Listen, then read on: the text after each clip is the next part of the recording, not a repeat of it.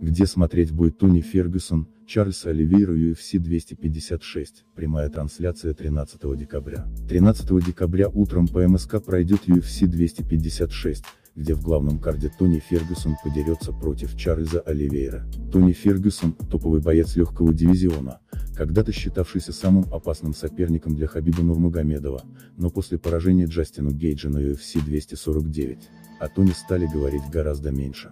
Тони дебютировал в смешанных единоборствах в 2008 году, а спустя 3 года дебютировал в UFC, будучи выпускником The Ultimate Fighter.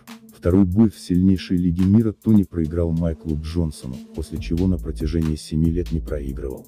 За это время Фергюсон подрался 13 раз и только в одном проиграл, в последнем Гейдже. Всего на счету Тони 25 побед и 4 поражения.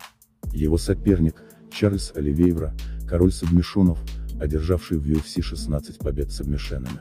Он выступает в UFC с 2010-го, и за это время от его болевых и удушающих сдались 13 человек. Причем 6 раз Оливейра показывал разные приемы, но гильотину он обожает больше всего 5 раз. По статистике, за 15 минут боя Оливейра проводит в среднем 2,8 попытки сабмишена. То есть почти по разу за раунд, это очень высокая частота. Но после победы над Ли Чарльз установил еще один рекорд, теперь у него 16 досрочных побед в UFC, столько же у Дональда Сероне, причем оба еще выступают. А в 2011-м американец нокаутировал Оливейру в первом раунде. Кажется, сейчас идеальное время для реванша, после которого у организации может появиться абсолютный рекордсмен.